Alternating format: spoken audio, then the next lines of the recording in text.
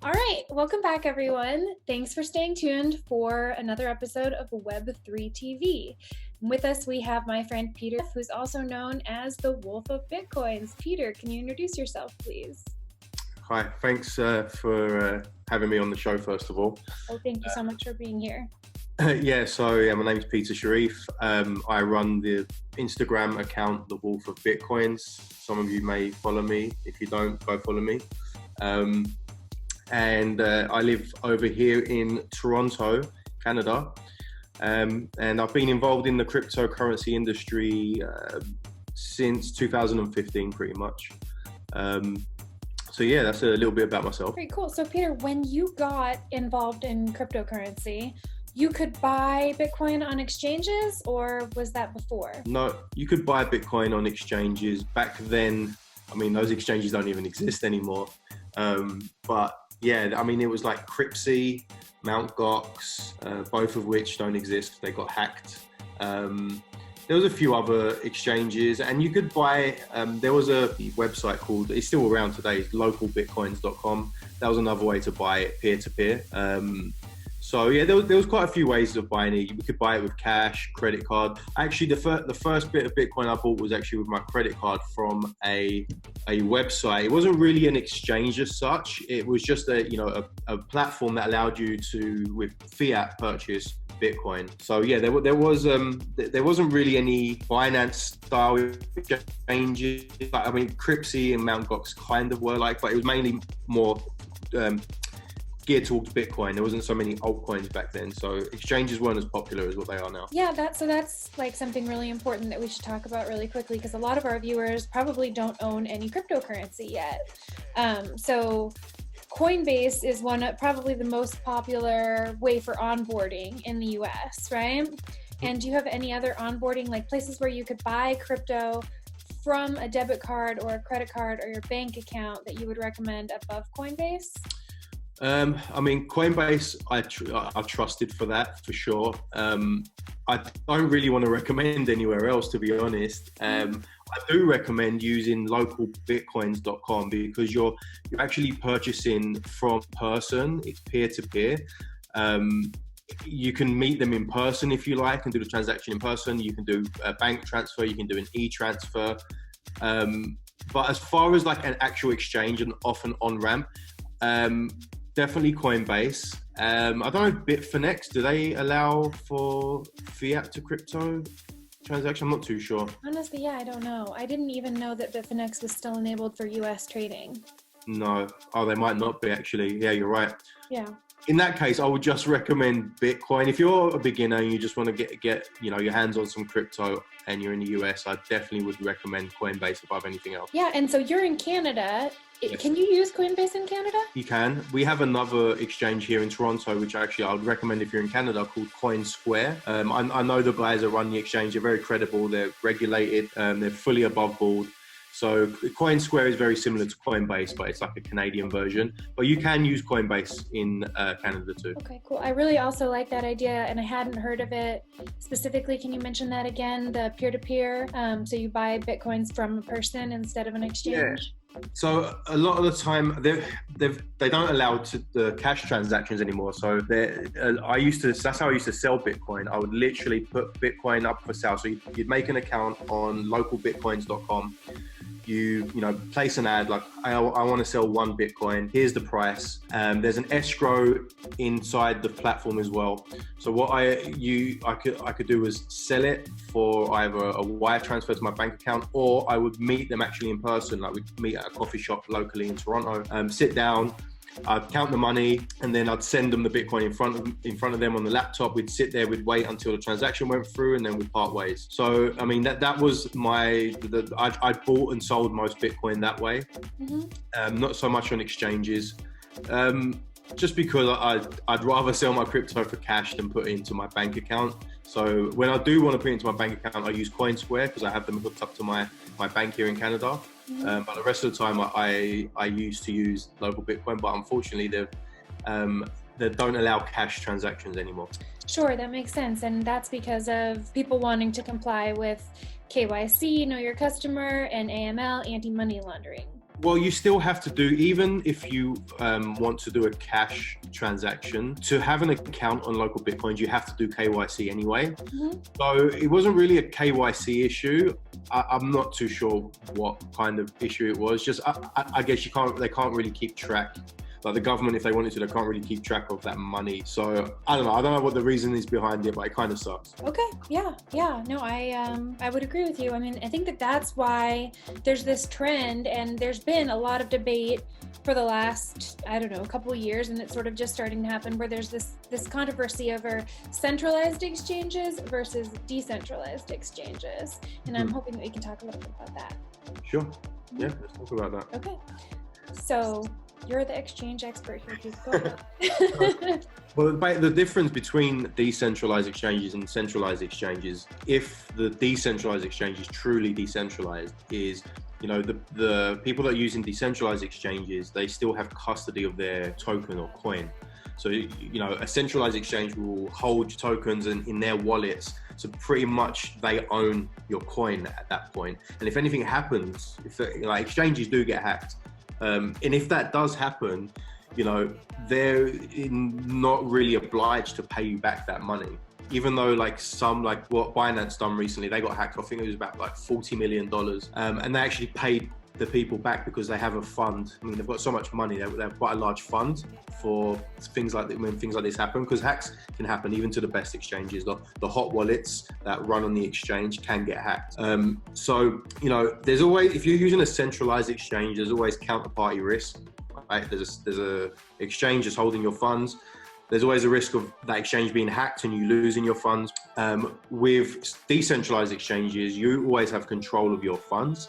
They're never stored on the exchange, and you don't need to do KYC or AML and things of those nature. And it's truly peer-to-peer. So it's me, I want to trade, some kind of ERC20 token to you. There is no exchange it's not going from the exchange wallet to your exchange wallet on that exchange. It's literally going from my cold wallet to your cold wallet. The exchange, they make a bit of money on the transaction still, but they don't actually hold the funds.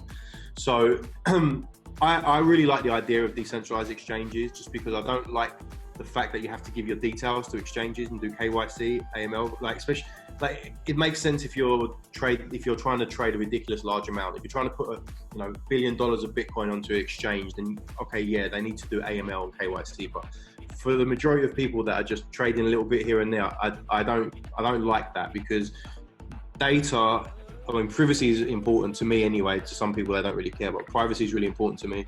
And data can always be breached or sold or stolen. You see what happened with Facebook and what they were doing. Oh, sure. That movie, The Great Hack, which is on Netflix. I know we've talked about that. For anybody who's watching who might be interested in just exactly how frightening big tech and big data are, definitely I would recommend that movie. Yeah, I would recommend it too. It's a great documentary. So yeah, that's when it comes to centralized exchanges, there's always that risk, is are they going to sell that transactional data, or are they going to hand it over to a third party, whether it be a government or, just someone that's trying to pay for that data? You really don't know, especially with these exchanges that aren't domiciled in the USA, the ones that are in Asian markets, and you really don't know what they're up to with your data. So I like the idea of centralized exchanges, because you don't have to do KYC or AML. Some of them they do require it still, but a truly decentralized exchange, you do not, and you never have to hand over your private keys to the exchange to take care of it. Yeah, so that's actually, speaking of decentralized exchanges, just a couple of days ago, John McAfee launched a decentralized exchange, McAfee DEX. And, I sent Peter a link to the DEX. Have you had a chance to check it out at all yet? I haven't actually checked out the platform, but I did read a few of the articles on it. Is the platform actually live yet? It is. It's in beta. In beta, yeah? Yeah. Okay. Yeah. I'm gonna have to check it out after this call. I'm gonna have a play around with it. Yeah, let us know. I have logged in and sort of looked at it, but I don't really trade. My little stash is all hodl. So, HODL, by the way, means hold on for dear life, or maybe it was a typo and somebody meant. Yeah, it was actually a typo. That's a bit of a miss. Some people believe that that's what it is. Hold on for dear life, but it's not. It was a typo. It was on a forum, I believe. I can't remember what forum it was on, but someone was. It's actually a really funny post. I'll send it to you, and you can link it. I can't remember off by heart what the post said, but he missed. There was a typo in hold, so instead of saying hold, it said hodl, and it just went viral, and that's where it came from. That's where it began, basically. Yeah, I love the little phrase. It's on a lot of the t-shirts, Bitcoin or crypto t-shirts. You see people at conferences. It was a cute little typo. Yeah. Yeah. Definitely. Yeah. So since I don't have tons of experience, I've made small trades, but I don't trade regularly. I'm not qualified to say that McAfee's exchange is great or isn't great. What I can say is that, when I emailed John to ask him about it, he did give me some very great information about the reputability of the developer behind the exchange, and I'll link shots of my emails with John in the description. Mm-hmm. Yeah, that's interesting. I'd like to play around with the platform. I mean, there's probably not much trading going on it, just because decentralized exchanges, it takes a while for liquidity to build. Well, not liquidity, but people to start trading on it. So it'll be interesting to check out the UI, the UX, and see what it's about. I mean, if it is true what he says about this exchange and how it's going to be truly decentralized, you're never going to have to do KYC, AML. It's going to be completely private. I mean, that's a cool idea. I like that idea. But I mean, I don't know. I haven't seen the platform yet. I don't know what it's like. But I guess we'll see what happens. Yeah, definitely. It's really going to be a game of, our government's going to allow it. He says that it won't be blocked from any country, and that because it's decentralized, there isn't going to be a way for anybody to shut it down. But, Right. Yeah. That's the thing with this decentralized exchanges. If it is truly decentralized, I think McAfee's one is built on the Ethereum blockchain. So decentralized exchanges, whether it's Waves or GDEX, they're based and built on the actual blockchain, whatever blockchain it is. Usually it's Ethereum. That's what McAfee's one is. So it's very difficult for a government to close down that exchange unless it isn't fully decentralized and there is some kind of decentralized components to it. Then, I mean, that can be a bit dangerous. No, it's still very hard for the government to shut it down. Like, I don't think they could. But if there is centralized components to a decentralized exchange, then there is a chance that it could get hacked. And I believe it happened. There was one exchange that was supposedly decentralized, Bancor, that's the name. Bancor Exchange, or Bancor Network is called. And it's a decentralized exchange, but there were some centralized components to that exchange, and it got hacked for, I think it was like $15 million or something a couple of years back. So, yeah, I mean, if McAfee's exchange is fully decentralized, then there's no way they can close it down. Yeah, it's going to be interesting to see, and I think it's probably worth noting while we're here, for anybody who doesn't know or isn't very familiar, John McAfee is a fugitive. He is running for president in 2020, though has no plans of being elected. And as controversial as he has been in tech circles and in blockchain, he's also been like an advocate of freedom, and he's sort of like people tend to either love him or hate him, right? Yeah, I mean, I find him very entertaining. I mean, he's in his 70s. He really doesn't give a shit about much. And I mean, he's got a load of money and like, he's literally on a boat. He's on the run from the US, I guess, for tax invasion and kinds of stuff like that. And he's on a boat floating around the oceans. And I'm just like, you know what? He's very outlandish. The stuff he says is pretty crazy. Like, he's going to eat his dick if Bitcoin doesn't go to $1 million. That is one of the crazier.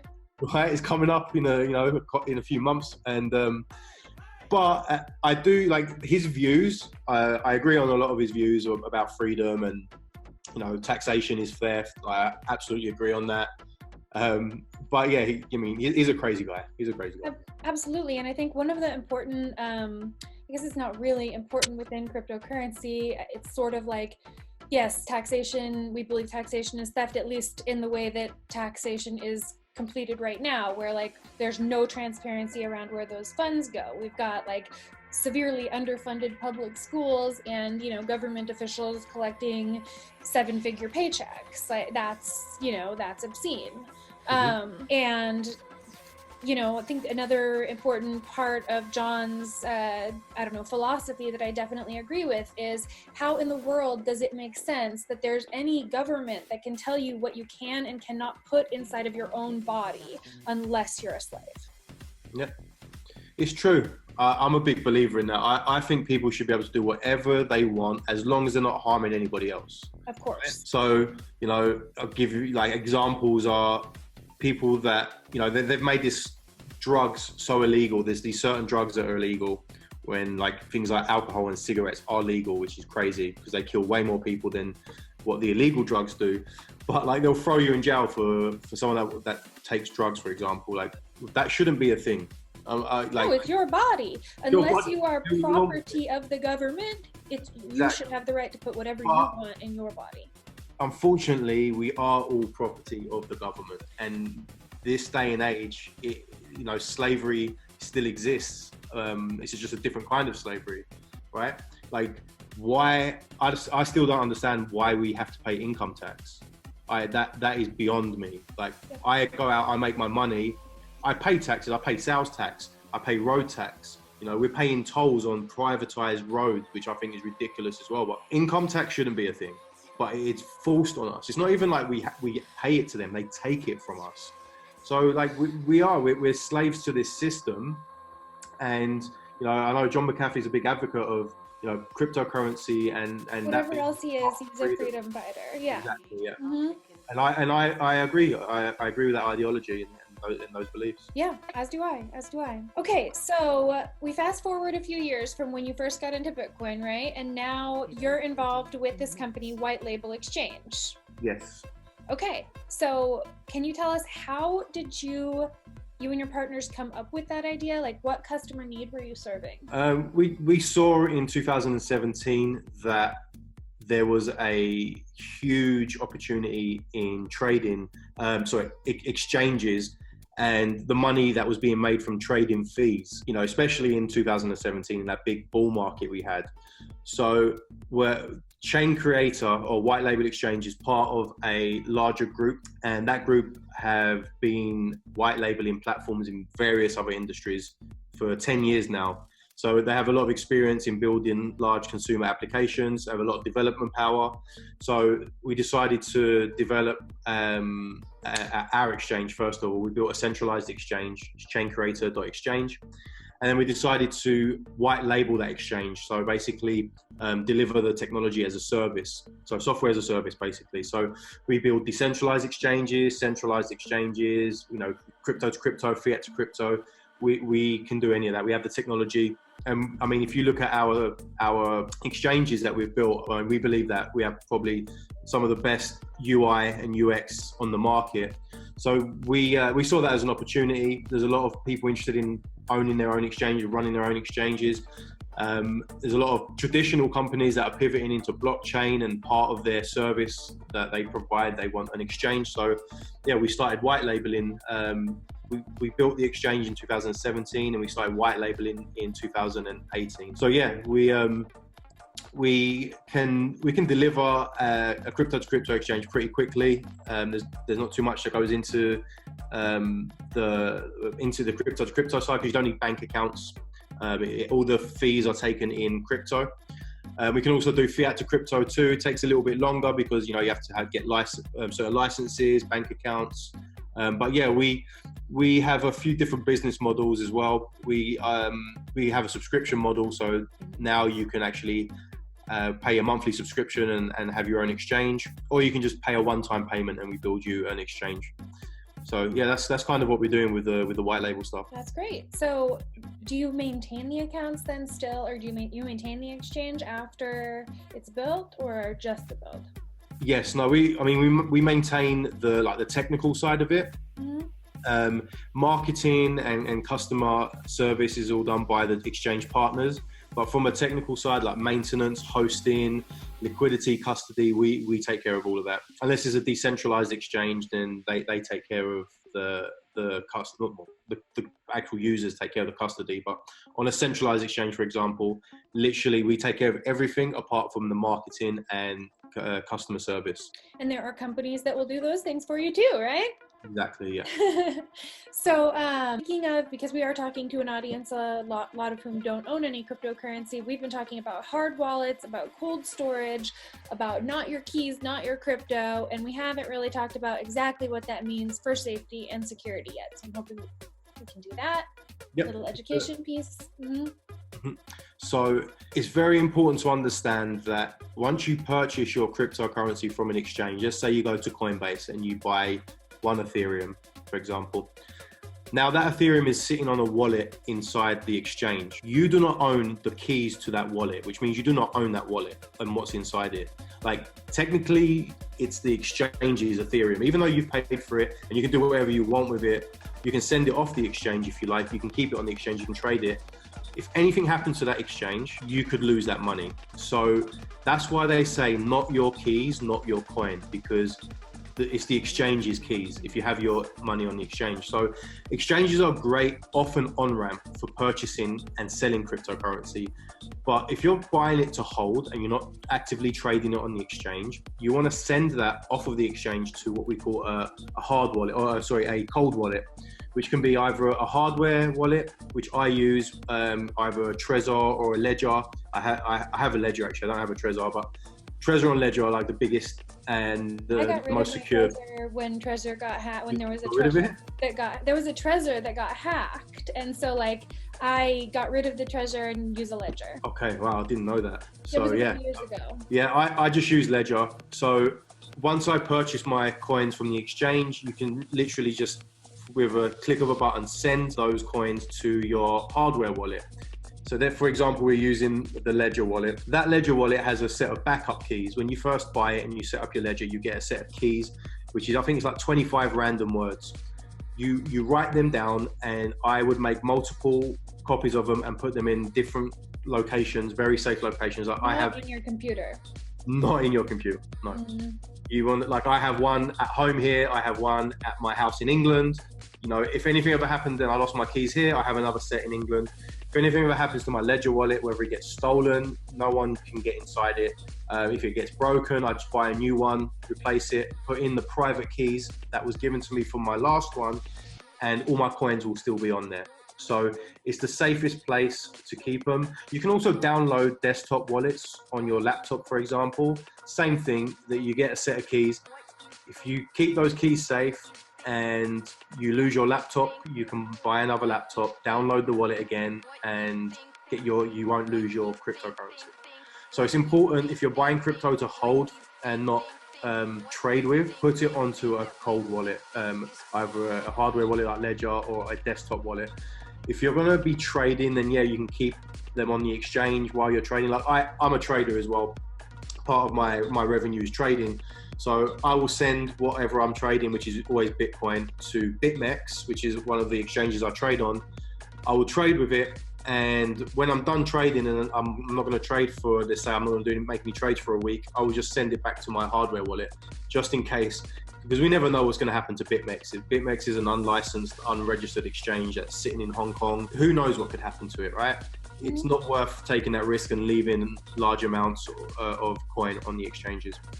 But so if you're going to leave a small amount to trade with on exchanges, okay, we're back. So if you're going to leave a small amount of coins to trade on exchanges, there are some things that you can do to increase your security. Tell us about those. What do you recommend? Definitely two-step authentication, whether it be SMS or Google Authenticator. I use Google Authenticator. So what that is basically is when you go to an exchange, you put in your username, which is usually your email address, then your password. The next screen, it will ask you for your Google Authentication or your SMS Authentication. So if it's Google Authenticator, I'll go into my Google Authenticator app, and there's a 6-digit code that is constantly being recycled. So every 30 seconds it will change. So the exchange knows if it's synced to the Google app, if it's the correct PIN. So you put that PIN in, then it will allow you to go into the exchange. Also, SMS authentication works the same way. You'll put in your username, password, then it will send a text to your phone giving you the code. Then you put the code in onto the exchange, then it will let you into the exchange. So that's very important as well. If you're going to if you're going to keep coin on exchange, please set up 2FA, two-step authentication. Yeah, no, I completely agree. I do wonder, now that we're talking about it, and I've never really considered this before, what kind of fear there could be, given that we know that Google collects our data and sells it. Like, what, for those among us or those watching who might be hyper paranoid, what, I guess I'm wondering, like, what kind of alternative is there? Or, like, is that a realistic safety risk that people should be concerned about?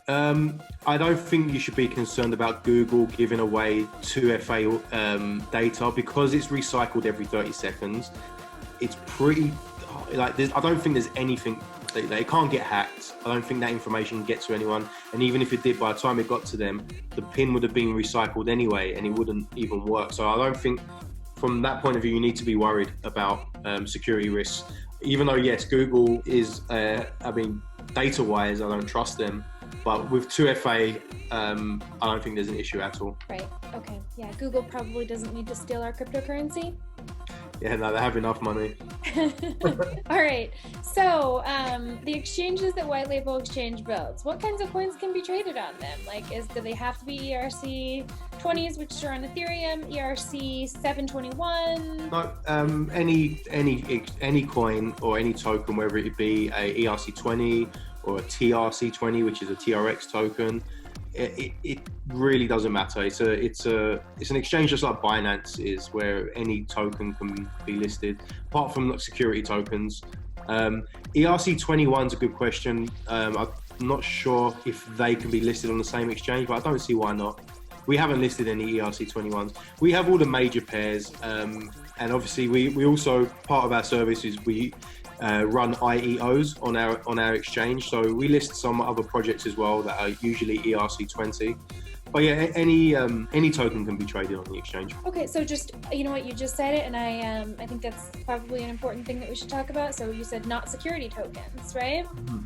All right, so let's talk about what is the difference between a security token and a utility token. Well, a utility token is used in, let's say a project has a platform, and the utility token's utility is you purchase some of that token to use their services on their platform, right? For example, you purchase Ethereum to use their smart contracts.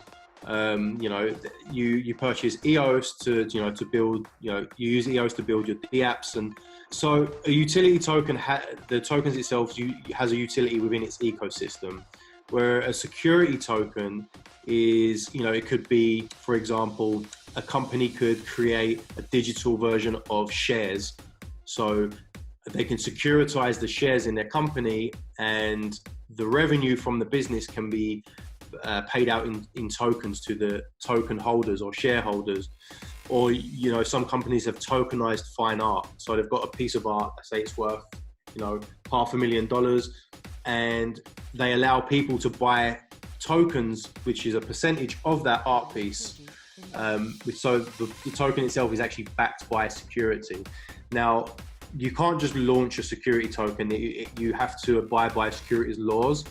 And that's why there's not many security tokens that exist right now, because there really isn't any clear regulation on this. There's a lot of people, a year ago, everyone was talking about security tokens. Everyone was like, oh, it's going to be the next ICO. We had the big ICO boom. Everyone was talking about how security tokens are going to be the next boom, but they haven't really come to fruition yet. There are, like I said, a few companies that have tokenized real estate, tokenized fine art, but I'm the head of corporate for one of the companies that's tokenizing art. Yeah? Yep. Artcryption. Okay, yeah, I've heard of them. So yeah, I mean, there are some companies doing it, but it's very few and far between, and that's mainly because the regulators still have no clear regulation. They don't really understand how to regulate this yet. So it's not, there's a lot of actual utility tokens that have been taken to court and fined, like EOS being one of them. Their token sale, I mean, there's certain rules you have to play by when you do a token sale and how you market that token. And if you do it in a certain way and it gets deemed as a security, the SEC will come after you and they'll either shut you down, or in EOS's case, they charged them like $24 million or something. Of the 4.1 billion that they Yeah, which is like a little slap on the wrist, right? But like, you know what? There was kind of something important about that. And I think, it's worth mentioning that kind of the reason I think that the SEC gave for the low fine, relatively, was that EOS, when it launched as an ERC20 token, was a security. And that is what people bought in the ICO. However, as it exists now in its own chain, is considered a utility. That makes sense. Yeah. They're also, I believe they're going after Ripple as well. I actually believe that Ripple's in a court case and have been for a long time about this. But they'll probably get away with it as well. Just pay a fine. Ripple's like the cryptocurrency for the banks. I'm pretty sure they're going to get away with it. Yeah, I mean, they say XRPs for the banks, right? They work. Ripple as a company works very closely with banks, and the XRP as a token is clearly a security token. But like you said, they rub shoulders with some very powerful people. So I'm sure they will just pay a fine and get away with it in the end, if they have to pay anything. Ethereum as well, the way Ethereum raised money initially was how you'd raise money through doing a security. So there was a bit of controversy over that, but they deemed Ethereum not a security, which I found interesting. So yeah, you're seeing now a lot of tokens that were raising money last year or the year before have now ceased to exist because the SEC are like, you are a security token. If you launch your token, we will close you down or you're going to get fined. So it's there's a fine line between utility and security. Yeah, I think that it's been like, as somebody who got into cryptocurrency with Ethereum instead of with Bitcoin, I was very glad that Ethereum wasn't counted as a security token. But there has been a trend where there are companies who are trying now, like originally during the ICO boom in 2017, so many companies were going out of their way to make sure that they qualified as a utility token instead of a security token. But I do like it when companies come out and do everything. They're like, look, this token, it's a security. And like, we don't want to deal with the hassle later of potentially being ruled as a security. So we're going to register as a security, and we're only going to take money from accredited investors. I think that's kind of cool. Yeah, if they do it that way, that is cool. But unfortunately, what a lot of these companies done was knowingly they raised money privately, so not so much a public round, but privately they raised a lot of money, knowing that their token is probably going to be a security, and then they just decided to turn around and say, oh, sorry, we can't launch this token, and we can't give you your money back. So a lot of investors lost a lot of money in tokens. I wouldn't call them scam. They didn't set out to scam people, but just the way things went, they kind of turned into a scam, which is a shame. And you can blame, everyone blames it. A lot of people blame the SEC for coming down on them, but at the same time, they should know when they're raising money, how they're raising it and what's going to happen if the government or the SEC come down and say this is a security. But unfortunately, a lot of these projects didn't do that. Yeah, I mean, scams and even unintentional ways that people can lose money in crypto are really important in the ecosystem, because especially when we're not talking about, accredited investors, people with money to lose who understand the risks that they're taking. When people get into cryptocurrency and lose a lot of money, that turns them off from, cryptocurrency. Definitely. But at the same time, I think people are too quick Like people in 2017, especially at the top of the market, people were way too quick to just jump in and buy anything just because their friend told them to. And like, I truly believe that you need, if you're going to invest into anything, you need to understand, first of all, the asset you're investing into. For example, Bitcoin. And then you also need to understand like the market and market cycles. And like, if something has gone up 20x, which Bitcoin did, right? At that point, is it a good investment, right? Or if an altcoin has gone up 20,000x, like Ripple, for example, XRP.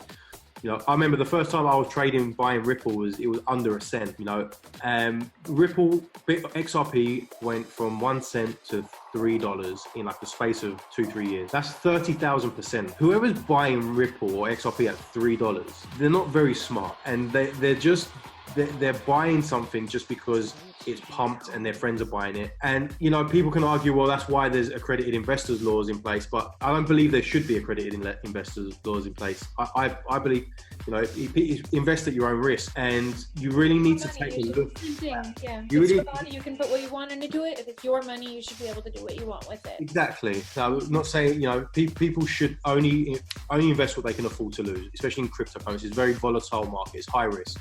So people that are taking out loans and investing into cryptocurrencies at the top of the market, like, you should take more time to understand what you're investing into. That's really, really important. Yeah, definitely. And I forgot to do this disclaimer at the beginning, so we're just going to throw it in here right now.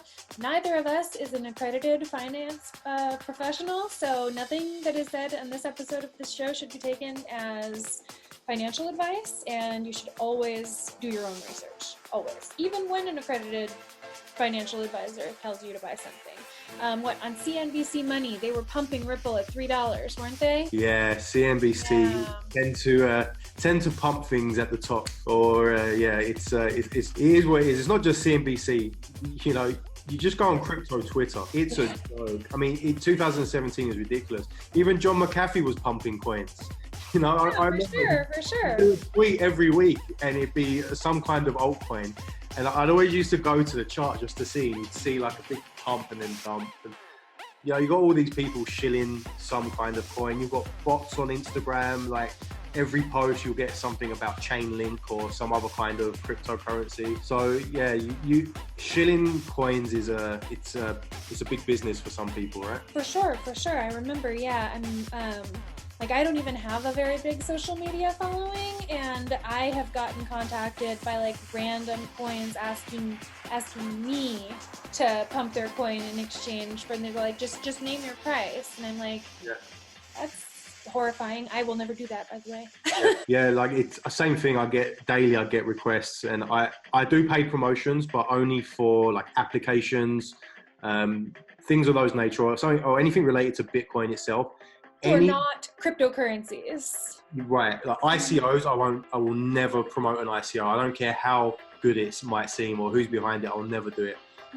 I'm more promoting the infrastructure behind Bitcoin and cool things like Lollipop or just the cool kind of stuff that's in the industry that's actually good for the industry, and not these S coins that are just absolutely useless and worthless. To me, altcoins, they're just speculative. That's their only use case. They really have no use case. It's just speculation. I'm not saying that I've made good money trading altcoins. I just don't buy into them and hold on to them long term because I don't see them having any use. You've got your major ones like Ethereum, Bitcoin. Obviously, Bitcoin. I'm a perma bull on Bitcoin. And then things like Ethereum, I think Ethereum's got a lot of potential. It has a lot of problems, but it has a lot of potential. Something like Monero, I really like as a privacy coin. So these coins have their place in this ecosystem, but the majority of these other ERC20 projects and all these coins, and it was just a big phase back in 2017. None of them really are being used today for anything. Yeah. So yeah, that was something I was going to say is altcoins, for anybody who doesn't know really what that started as, meant anything other than Bitcoin. Bitcoin was, so when you say altcoins, do you mean anything other than Bitcoin? Right. Okay, so some people consider now when they use the term altcoins, what they mean is anything Bitcoin and Ethereum are standard because Ethereum has like its own thing. It's about smart contracts, whereas Bitcoin, you know, debatably whether it's a store of value or a currency itself. But like just letting anybody who's watching know that people use that term differently, and it's important to understand how the word is being used. Yeah, definitely. I think there's definitely levels to altcoins. Like you said, Ethereum is like a major coin, you know, smart contracts, has its own blockchain. So, I mean, to me, it's still an altcoin because it's an alternative to Bitcoin, right? But there are levels to, like you said, there's other altcoins that are built on the Ethereum blockchain, for example, they're also altcoins. And that's like the majority of what people refer to as altcoin. But yeah, it's fun you say that about Bitcoin. You're not sure if it's a currency or a store of value. Bitcoin is a store of value. It is not a currency right now. Okay. Will it ever be a currency? It could. There's definitely potential for that. But for me, Bitcoin is a great store of value. I would never spend my Bitcoin. Like I said this before on a past podcast I just done. Spending Bitcoin at this stage is not really smart because you're going to have to replace that Bitcoin that you spent.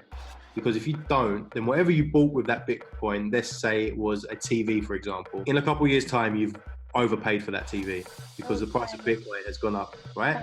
So for me, I won't spend any of my coin. And if I do, like there has been times when I've spent Bitcoin, I'll replace it straight away with cash or you know, with fiat. So I'd rather just spend fiat money than spend Bitcoin. But you've cashed out some of your Bitcoin holdings, haven't you? Sorry? You have taken profits. Oh no, I've taken profits. But without taking profits, meaning just selling it into cash or into fiat, into my bank account. You know, there's a lot of places that there's people that will go and buy a Lamborghini with Bitcoin, and depending on if it's, you know, if it's at the bottom of if you went and spent you know, at the beginning of this year, if you went and bought a Lamborghini with Bitcoin, you've now paid 3 times as much as you should have for that Lamborghini because Bitcoin's gone up 300%, right? But if you bought a Lamborghini in 2017, you're doing all right? You took out a lot of money from the market, put it down on the car, and that money that you had, that Bitcoin has decreased in value. So it depends on the timing, but I'm pretty much against spending Bitcoin on things just because I just have to replace it again, which I've done. I've spent it, I've replaced it, I've bought more Bitcoin. So for me, it's not really a currency. It doesn't really act as a currency. You can't really do micro payments. Like, yeah, we have Lightning Network, but it's still very new and it's not really there yet. But I think eventually one day when the market cap is a lot higher, they're saying the trillions, and the market is more stable, like the price is more stable, we don't have these huge spikes in price. And then there is a means, maybe Lightning Network is working, at that point it could be a global currency. Yeah, sure. And Lightning Network is supposed to be working a little bit later than 2020? Something like that, yeah. I mean, it is up and running now. I think it's like in beta, or there's people using it, but it's not that many people. They're still, you know, figuring out a lot of the bugs and kinks. Yeah. All right. So we only have a few more minutes. We're going to do last few questions and then a wrap up. So, all right, is there anything, okay, can you do your, how can people learn more about your project, follow you digitally, social media? How would you like people to contact you? Yeah, I mean, you can follow me on Instagram. My handle is The Wolf of Bitcoins. I'm also on Twitter as well. I'm not too active on Twitter. I'm trying to get more active on Twitter. I kind of missed that whole Twitter thing back then. I was more concentrating on Instagram, and then I think last year I got Twitter. I'm on Twitter as well. If you search The Wolf of Bitcoins, or I think my handle is BTC_Wolf. Yeah, BTC_Wolf. Find me on Twitter. For business inquiries, if you're interested in running your own exchange, if you go to whitelabel.exchange, and you can fill out the request form, I'll receive an email and I can reach back out to you then. All right, great. Okay, so is there anything else that I should have asked you? And I do have another question for you after this. Okay. No, I think you've asked me quite a few questions. I mean, I could sit here for hours talking to you about the industry. So, I mean, it depends how much time you got. But for this, I know. Just for the show, you know, I could too. Like all day, all night. That's what I do. Let's save it for other episodes, and we'll come up with some other points of discussion. All right, cool. All right, so here's my last question for you. There was a famous Reddit post called the Bitcoin Time Traveler, in which the author wrote that he was a person who had traveled from the future back into the past and said that Bitcoin will reach $1 million in 2021, and by 2025, anyone who has even a fraction of a Bitcoin will live in a citadel, which would keep them safe from the poor. So I want to know what you think about how wealth disparity would work in an economy where everybody is rich compared to the general public, but within the citadel, there would be some people who have thousands of Bitcoin, hundreds of Bitcoin, and others who have fractions of one Bitcoin. So what would happen then? I actually read that post. It's quite entertaining. Well, yeah, of course you. It's a good story, but I mean, yeah, it kind of sounds scary, right? I mean, if there's only a small percentage of people that hold this asset, and the poor are really, really poor and living in really bad conditions, and they're going to come after the rich, right? Mm-hmm. So, and like in that post is where they talk about how the Winklevoss twins, I think they get kidnapped or murdered. So like, yeah, it's kind of scary to think about. I mean, there's stories I've heard, people I've known that have been kidnapped because they were believed to hold a lot of Bitcoin, and this is in today's age. Oh yeah, right? Absolutely. People have been tied to chairs, and yeah.